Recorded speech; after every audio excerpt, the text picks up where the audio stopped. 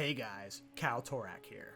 Today, I want to talk about my Bonestorm Pathfinder build. This is an insanely powerful but also cheap leveling build. I was able to clear the campaign in less than 9 hours while spending very few exalts, and I'm not a speed leveler. The two uniques in this build are both 1 exalt each, so you can very easily level this way yourself. Bonestorm is a channeled attack spell. If you have used it before, you will know it's very clunky. The channel time is long, it costs a lot of mana, and you move really slow while using it. And you normally have to invest multiple support gems to make it viable for AoE, to the point that most people only use Bonestorm for single target. I was able to level all the way to 71 with only Bonestorm, while solving all of the annoying problems I had with it. Starting with the mobility issue, I solved this by going Pathfinder. When combining running assault with mobility, I have removed a lot of the move speed penalty for this build. I was zooming through the campaign. Ranger has a lot of move speed nodes around them that make this very easy to do. For the cast speed, I tried a lot of different things, but this is easily solved by using the support Scatter Shot. This makes each stage of Bonestorm apply 3 bones instead of 1. This, combined with other cast speed passives and supports, make you get to full charge Bonestorm in a little over 1 second. And now for the massive AoE you're seeing on screen. Bonestorm has a second mechanic, Explosion. If you have a power charge, your bones will explode on impact. At level 33, you are able to get access to Red Flare, Conduit, Anchorite, Garb. 20% chance to gain a power charge on hit. Since Bonestorm has so many hits, you're basically guaranteed 1 power charge per channel. So your first cast of Bonestorm will always be dry, but the next one will always be amplified by this explosion. In order to get it to shoot all over the place like mad, we now add in Snake Pit Pearl Ring. When in your left ring slot, this causes all your projectiles to fork, sending them in crazy directions. Mixed with the passive Split Shot, we are getting extra projectiles when forking. This made both clearing and bossing while leveling so easy.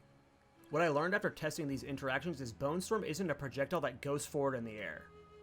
You are aiming it at the ground wherever your cursor is pointing. So by aiming in front of bosses, you are able to easily set up massive explosions and farm them super easily. The moment I cleared the campaign, I went straight in the yellow maps with negative resist and cleared them with ease. I imagine after some optimization, I will be clearing 15 maps very soon. I'm not going to do a max roll guide because I'm just still early on. I'm only level 70. I'm just now starting to get into maps, but things are going well. Depending on what happens on the patch notes, expect a video update on this maybe in a day or two when I'm around level 90 and farming tier 15 maps. So let's talk about Bonestorm really quick just to get the techniques out of the way. So 1, Bonestorm. It goes where your cursor points, and it'll hit the ground there. So you can land it in the ground really close by aiming close. This is a huge technique. You'll find yourself fighting like flying bugs and stuff, or like little beetles, and you'll shoot over them, and you'll be like, why isn't the Bonestorm hitting them? It's because the Bonestorm needs to connect with the ground usually. So if you're dealing with problems like that, just aim at the ground in front of you. It's the most important part. Let's talk about the support gems.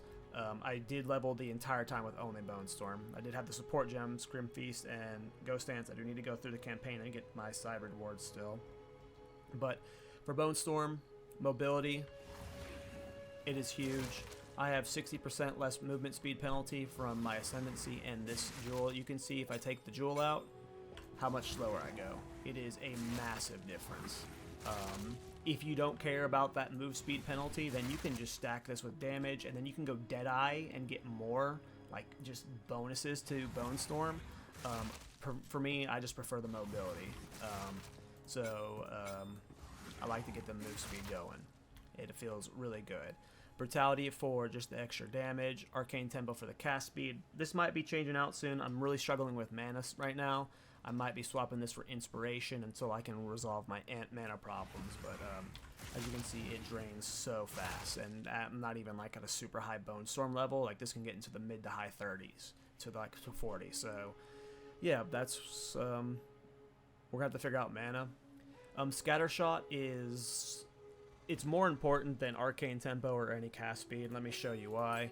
Here is Bonestorm with no support gems giving it cast speed. See how it took about 2 seconds there to fill up all the way? Maybe like 2.5. This is only Scattershot. Only Scattershot. It fills up basically instantly. And it's because Bonestorm is now getting 3 projectiles per stage versus the 1. There might be better ways to stack cast speed, but like I had at one point a tree that was going for like as much cast speed and skill speed as possible, and this just was like instantly the fastest way to get full bone spike. So do you need arcane tempo with it? Maybe not. Probably be better. It's like you can tell it's faster, but it's just destroying my mana, so like maybe inspiration is the way to go right now. Not sure. For gear, again, these two are the pieces that are required. You get them at 33 and 32, so I was leveling with Bonestorm all the way from like level 17 up. This is when I started using it, and I was like, oh, this is fun. Let's see if I can make it work. But the build like was fine throughout most of it, but it really came. I was using Pierce, and Pierce when this was fine without. Like, it was this setup without Scattershot. Instead of Scattershot, it was Pierce, and that was fine. But once I got these two items, I didn't get them at 33. I got them in like closer to 40. It was when I got this early on, and then it was later on I found out about this. But yeah. Physical skills on your wand, you get a boned wand, has +4 physical skills. I think this goes up to 5. I don't have enough levels for a 5 one yet. Physical or spell skills on your neck, +3. And then I think you can get up to +3 on your focus as well. So get your spell skills up. Of course, there's also the jewel that gives you Bonestorm skills. Those are all probably expensive as hell. Haven't checked yet. I assume they're multiple divs. And then all your spots, obviously, you want to get 35% move speed on your boots, which I'm only at 30%. And then crit on your helmets, and then crit damage bonus on your gloves. We are playing very heavily in the crit, and then every other stat is just maxing out.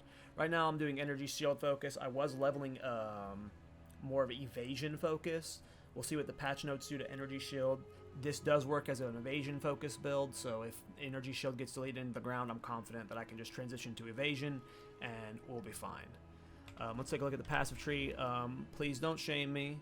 Please don't make me feel bad. I'm sure there's way more optimal paths I can take here.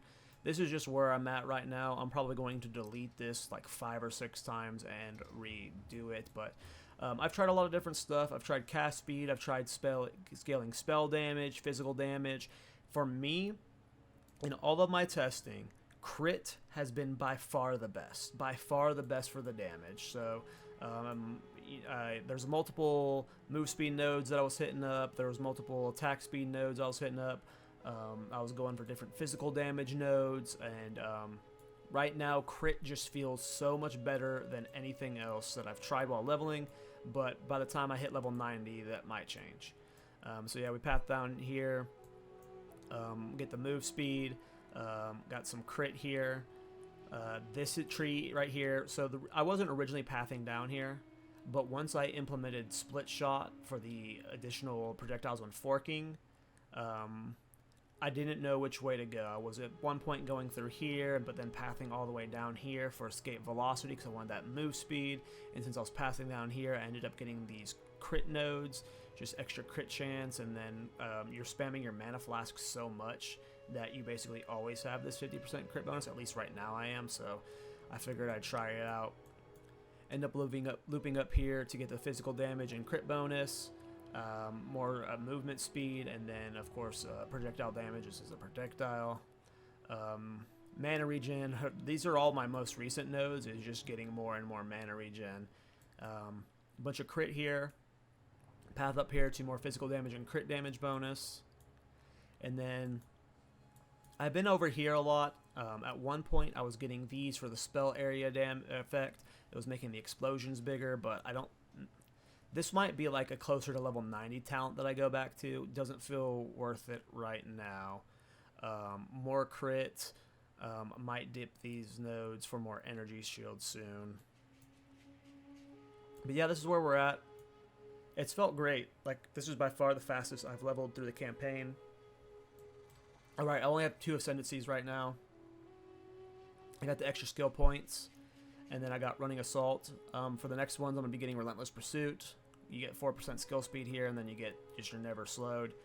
The problem with Pathfinder is the 4th ascendancy is going to be ass. It's probably just going to be flask charges. I was kind of excited about poison when I started doing Pathfinder, but all of the poison stuff I tried, I was trying like a melee poison build, and then I was trying Bonestorm poison, and none of it felt good while leveling. It might be better at max level, like closer to 90 and stuff, but I doubt it. So I'm assuming the 4th ascendancy is a bust, and more than likely you're going to be taking like, I don't know if any of these would be worth it. I'd have to look into them more. I doubt it. You're more than likely taking like the flask charges or the increased mana from flask. Like, yeah, the 4th ascendancy is probably not going to be great. So you might want to be doing this as a Deadeye if you don't mind going slower. I like the extra movement speed though. But yeah, this is far from optimal. I have no idea what I'm going to anoint. This is my first range damage character. If you guys have suggestions or feedback on how to clean this little turd up, my next video will hopefully have an update on that and a max roll link for it, a full leveling guide as well as the endgame guide. So, that's the build. Let me know your thoughts and feedback. Should only take me a few days to get to 90. My next update will hopefully be after the patch, so the build might change a lot from here. Anyways, if you enjoyed the video, please like and subscribe. Apologies to Darth Microtransaction, we ran out of time. Take care, and see you in the next one, boys.